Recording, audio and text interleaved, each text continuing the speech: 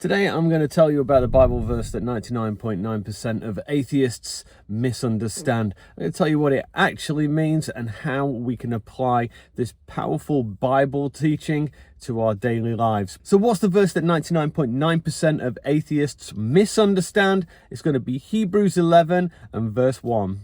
Now, faith is the assurance of things hoped for, the conviction of things not seen. You see, you believe by blind faith. Christianity encourages its followers to believe anything it says with absolutely no evidence. Don't question it. We don't tolerate questions. Sky Daddy knows best. Being super honest, before I came to the faith, I did see particularly serious Christians, like people who were really wanting to make Christ a part of their identity, to be basically brainwashed zealots. I did think faith meant believing without evidence. But what's going on here is that Hebrews is a letter that has been written to the Christians, probably in Rome or Jerusalem. They were being persecuted, they were being oppressed, and there was a massive temptation to revert back to Judaism to avoid the suffering. The letter addresses believers who were wavering in their faith. They was discouraged and they were facing hardships. And it's saying, hey, persevere in Christ, who is a better high priest,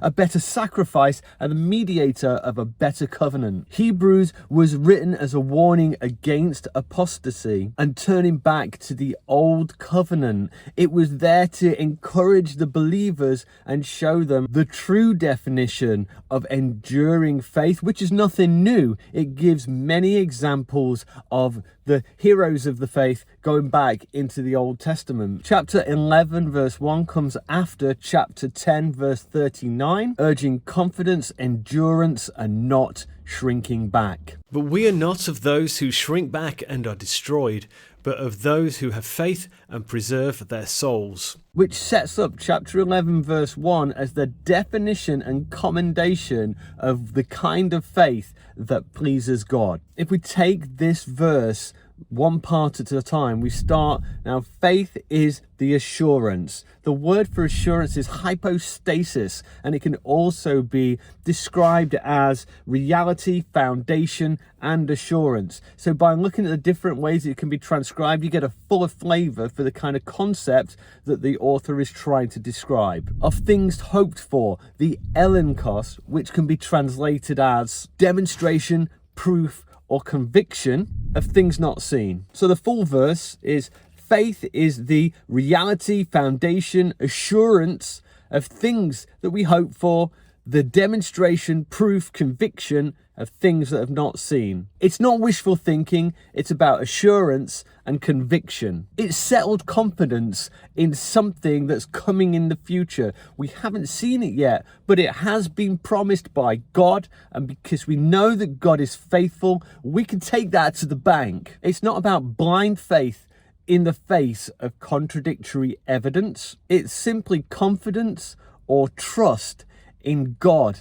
the all-knowing, all-powerful, all-loving, and eternally trustworthy one, is ready, willing, and able to deliver on every single one of his promises. And this continues to flow through the entirety of chapter 11, where he goes through the hall of faith, an illustration of the kinds of faith demonstrated in the Old Testament through people like Abraham and Sarah and Enoch, Noah and Moses. All of these people believed in God's promises, and not all of them saw the promises come true in their lifetime, but they were faithful, and it was commended as righteousness. And the key features of the faith is shown to be looking forward, hope, future orientated, but presently active. It acts in obedience and it endures suffering. So how do we apply this to our day-to-day life? And obviously the first thing is going to be to walk by faith and not by sight. We need to persevere with the mindset that many of God's promises haven't been fulfilled yet, but will be as of certainty. We need to take the long view of faithfulness, just like Abraham, who was looking forward to the city that has foundations, whose designer and builder is God. We need to trust in the unseen God, just as the ancients did, remembering that we are part of the exact same story of faith. And we need to live in obedience now, based on the hope that we have for the future. So that's one verse that 99.9% of atheists misunderstand, but before you approach them to try and explain it to them, you might want some help with that understandable fear and trepidation that comes with explaining your faith to other people. Click right here, it'll help. Until next time, take care of yourself. See you later. Goodbye.